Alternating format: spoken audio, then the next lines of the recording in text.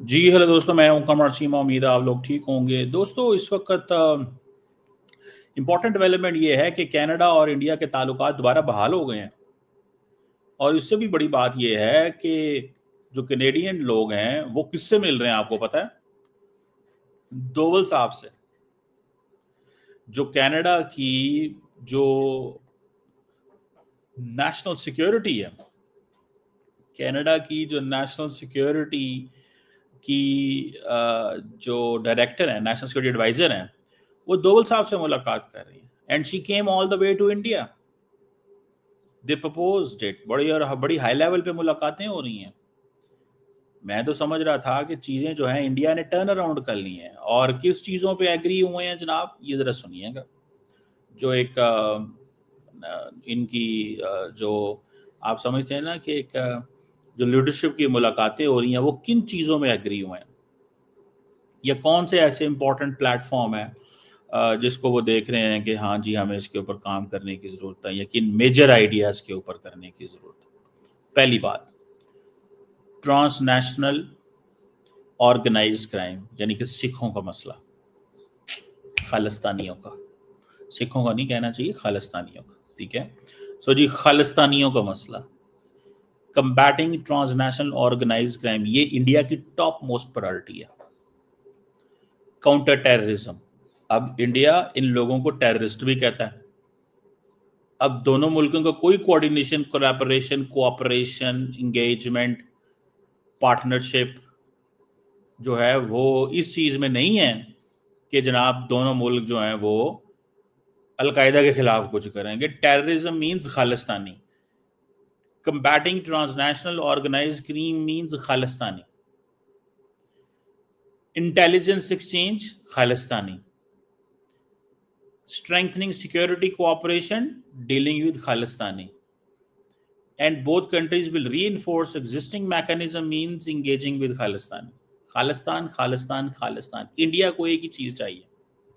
Basically जो national security adviser Ajit Doval sahab हैं, डोवल साहब ने बेसिकली उनको ये बताया था कि भाई साहब, आप जो है ना, थोड़ा सा मोदी साहब की मजाज को देखते हुए उन्होंने वहां पे, वो एक पन्नू की तर्ज का बंदा था, उसको उन्होंने भड़का दिया वहां पे। अब क्योंकि प्राइम मिनिस्टर कारने और उनकी मुलाकातें हुई हैं और सारी डिस्कशंस वगैरह हो गई थी, अब उन्होंने सोचा कि नहीं, अब दोबारा ताल्लुकात को ठीक करना चाहिए। और उन्होंने पहले तो मोदी साहब को बुलाया ही नहीं G20 पे काफ़ी देर। इवन कि स्मिता प्रकाश और इंडिया के जो सहाफ़ी हैं, इन्होंने गालियाँ शालियाँ देनी शुरू कर दी इंडिया को। बाद में बुला लिया, वो कहें अब क्या करें। फिर बाद में जिस तरह फिर होता ही है, समझा करें। वो इतनी तो फिर चलती है ना, हल्की फुल्की जो मौसीकी है वो तो चल जाती है। ठीक है। तो उन्होंने कहा जी अब क्या करें इनका। उन्होंने कहा जी जैसे है फिर, अब तो उन्होंने कहा जी ताल्लुकात को ठीक करना पड़ेगा। इंडिया बड़ा नंबर है, बड़ी इकॉनमी है, हम कैसे अवॉइड कर सकते हैं, इग्नोर कर सकते हैं? कैसे अवॉइड कर सकते हैं, इग्नोर कर सकते हैं, क्या कर सकते हैं? तो ये चीज जो है ये बड़ी इंटरेस्टिंग है इस वक्त। मैं अगर आपको थोड़ा सा इस सेंस में देखूं तो मुझे ज़ाती तौर पे ये लगता है कि इंडिया की जो लीडरशिप है वो, they have realise this over the period of time that that Pakistan जो है उसको हमें साइडलाइन जो करना है।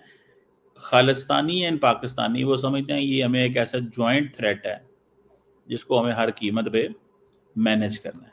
मैं I can tell you openly clearly, ये मैं आपको एक चीज़ जो है वो बता सकता हूँ। मुझे कम अज़ कम ये चीज़ नज़र आती है। तो अब इस सारी जो कन्वर्सेशन वहाँ पे हो रही है वो ये है। सो पहली बात तो ये समझें कि दोनों मुल्कों ने, इन जो NSA डोवल साहब और नथालिया जो हैं, जो वहाँ पे उनकी काउंटर पार्ट हैं, उन्होंने कहा जी हमारा बड़ा ज़बरदस्त डायलॉग हुआ, G7 में मुलाकात हुई थी, वहाँ पे ये सारी डिस्कशन हो गई थी। हमें क्या करना चाहिए, रीबिल्ड करना है ट्रस्ट को। रीबिल्ड, ताल्लुक खत्म हो गए थे, यानी कि मतलब अब रीबिल्डिंग ट्रस्ट विद कनाडा। ठीक है, अब ताल्लुक तो खत्म हो गए थे, लेकिन इंडिया ने समहाउ ये मैनेज कर लिया है। देखिए, आपको याद होगा जो होवर्ड लुथनिक जो ट्रेड कॉमर्स सेक्रेटरी हैं, उन्होंने क्या कहा था? उन्होंने कहा था India Bragg's about 1.4 billion people. वो ये ब्रैगिंग थी जिसको कैनेडियंस कहते हैं कि नहीं हमारे लिए बड़े इंपॉर्टेंट है, हम इस मार्केट को अवॉइड नहीं कर सकते, इग्नोर नहीं कर सकते। ये ज़हन में रखिएगा, समझ रहे हैं बात। इंडिया कामयाब हुआ है लोगों को ये कन्विंस कराने में कि देखो हम बहुत बड़ी मार्केट है, आप हमें छोड़ नहीं सकते, हम जो मर्जी करें। इतना ज्यादा लिटरेचर लिखा गया, इतना ज्यादा ये नैरेटिव बना that people forgot. And then जब दुनिया एतमाद में आ गई तो फिर इंडिया ने अपनी मर्जी की और कभी पन्नों को पकड़, कभी उधर इसको पकड़, ये कर वो कर। उसका फायदा क्या होना था, घर में जो नरेंद्र मोदी साहब जो है उसको भी उन्होंने वो करना था, लेकिन उनको पता नहीं था कि पाकिस्तान में आप कोई एक्टिविटी करेंगे पाकिस्तान इसको बर्दाश्त कर जाएगा। मैं इसको बर्दाश्त करना समझता हूँ। उसकी वजह क्या है कि हमारे इस तरह के आपस में, हमारे पंजाबी में कहते हैं वर्तन पांजी, मतलब अगर वो कोई इस तरह की चीज करेंगे तो ये भी कुछ कर देंगे, तो ये वर्तन पांजी है। ठीक है, no problem, stay silent, wait for the time, wait for our turn, wait for our turn. तो वो अपनी टर्न का इंतजार करें वहाँ, ठीक है। तो ये चीज़ जो है वो है। एंड मैं ज़ाती तौर पे ये समझता हूँ दैट द इंडियन लीडरशिप जो है उन्होंने दे वन देम बैक, उन्होंने उनको जीत लिया, ठीक है। और मुझे कम से कम ये चीज़ नज़र आ रही है। अब मैं अगर ज़ाती तौर पे इसको ये कहूँ कि इससे क्या मिलेगा और क्या नहीं मिलेगा या क्या होगा, तो मुझे ऐसा लगता है, अगर मैं इसको फ्रेंकली आपके सामने इस चीज़ को पेश करूं, मैं समझता हूं कि इंडिया की जो दोबारा एक्सेप्टेंस है कनाडा के अंदर वो फिर उसी चले जाएगी, और पाकिस्तान जो है वो दोबारा वो जो अपनी स्पेस बना रहा था कि जी इंडिया के बारे में ये कहा जाए कि ट्रांसनेशनल रिप्रेशन में ये इन्वॉल्व है, वो स्पेस अब थोड़ी सी कम हो सकती है, बिकॉज नवबोध पार्टी जो हैं वो ये आ गई हैं इस चीज़ से। मिसाल के तौर पर मैं चाबहार के बारे में बात बताऊं, इंडियंस ये सिचुएशन पैडल कर रहे हैं, कह रहे हैं कि पाकिस्तान ने जब ट्रंप से बात की तो उस वक्त ये चीज़ें हुई। पाकिस्तान ने जब ट्रंप से बात की तो उस वक्त ये सब कुछ फैसला किया गया कि जी ये पाकिस्तान ने करवाया। सो इंडिया बेसिकली ईरानियों को पैगाम दे रहा है कि ये पाकिस्तान करवा रहा है, ठीक है। तो इंडिया बेसिकली इसको ये चीज़ कर रहा है, पाकिस्तान तो नहीं कर सकता ना ये चीज़, ये तो अमेरिका का आपका बायलैटरल प्रॉब्लम है। हम तो इसमें नहीं है कहीं पे भी आते, हम तो नहीं आ सकते ना, हमारा तो कुछ भी नहीं है, हमारा तो इसमें कुछ नहीं है लेना देना। ये आपका बायलैटरल मसला था कनाडा के साथ, आपने इसको मतलब जैसे करना था किया आपने, हमें इसमें आप क्या कहते हैं। और उस वक्त के जो वजीर आजम थे उनके साथ इंडिया का और बड़ा सीरियस मसला था। जयशंकर साहब का आपको पता है किस तरह वो आते थे और सख्त लैंग्वेज इस्तेमाल करते थे, आप you know this.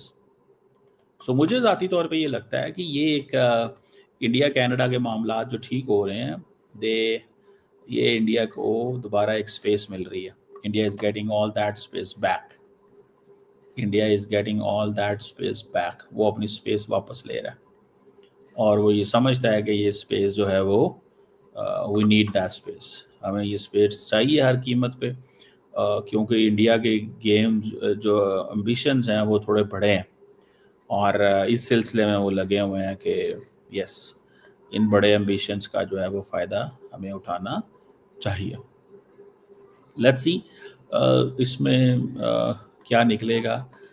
It's too early to comment, frankly speaking it's too early to comment. इस चीज़ को कमेंट करना जो है वो बहुत अर्ली है कि क्या इसमें से निकल सकता है और क्या नहीं निकल सकता। लेकिन एक चीज़ का तो बड़ी क्लैरिटी है कि इंडिया जो है वो इसमें इज मेकिंग स्पेस, इंडिया अपनी स्पेस जो है वो दोबारा बना गया। और for us those we are sitting here, और वो बना बेसिकली यूरोप और कनाडा में इसलिए रहा है, the Canadians and the Europeans are not looking towards the United States, याद रखें, दे आर लुकिंग हमें क्या मिलना है, एंड दे आर लुकिंग कि 40 साल बाद, 25 साल बाद, 30 साल बाद की सोच रहे हैं वो। All these project. मैं अभी रिसेंटली कुछ सीनियर लोगों से मिला हूँ फ्रॉम यूरोप, और उन्होंने मुझे यही कहा, उन्होंने कहा जी हम इंडिया को देखते हैं 30 साल बाद, 25 साल बाद, हम आज नहीं देख रहे इंडिया क्या कर रहा है। ना मोदी ने यहाँ पे होना है और ना भी मौजूदा जो यूरोपियन लीडर है उन्होंने होना है। So we need to build that kind of a approach. हमें वो उस अप्रोच को ये चीज़ है, ठीक है ना।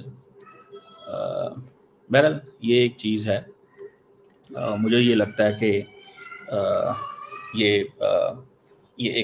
एक क्राइसिस ही है, हमारे लिए क्राइसिस है। इंडिया के लिए दोबारा वापस आना, गेम में दोबारा आना है। और एक चीज़ है कि अब इंडियंस को दोबारा कनाडा में एक्सेस मिलेगी, वीज़ाज एंड ऑल दैट, जो कि वहाँ पे जिनकी फैमिलीज और वो सारा होना, और वीज़ा सिस्टम बंद हुए तो बहुत कुछ बंद हुआ था, तो वो सारा कुछ अब दोबारा आएगा। Let's see.